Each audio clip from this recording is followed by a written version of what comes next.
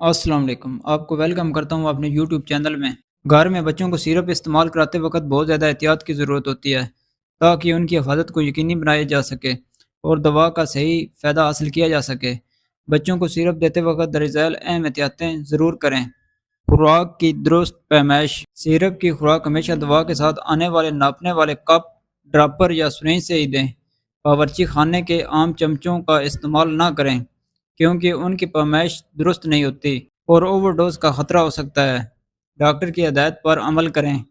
Doctor یا pharmacist کی بتائی ہوئی مقدار مثلاً 2.5 ملی لیٹر، 5 ملی لیٹر اور وقت کی پابندی سختی سے کریں۔ اپنی مرضی سے خوراک نہ بڑھائیں اور نہ ہی کم کریں۔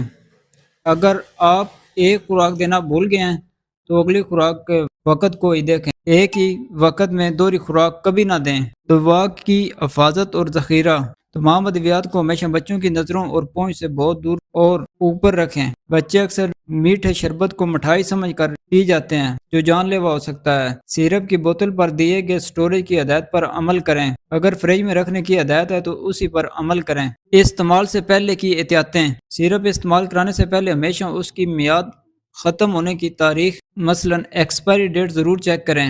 زیادہ تر سیرپ خاص طور پر سسپینشن کو استعمال کرنے سے پہلے اچھی طرح ہلانا بہت ضروری ہوتا ہے تاکہ اس میں جو دوا ہے اچھی طرح مکس ہو جائے۔ دوا کا نام ہمیشہ دوبارہ پڑھیں تاکہ غلطی سے کسی اور بچے کی یا کوئی اور سیرپ نہ دیں۔ ضمنی اثرات: کوئی سیرپ جیسے الرجی کی دوائیں بچے کو نیند آور بنا سکتے ہیں۔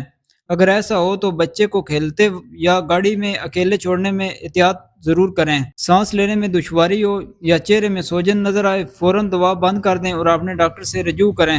خوراک کے درمیان احتیاط: سیرپ کو کبھی بھی دودھ، جوس یا پانی کی پوری بوتل میں نہ ملائیں کیونکہ اگر بچہ پوری بوتل ختم نہیں کرتا تو اسے پوری خوراک نہیں ملے گی۔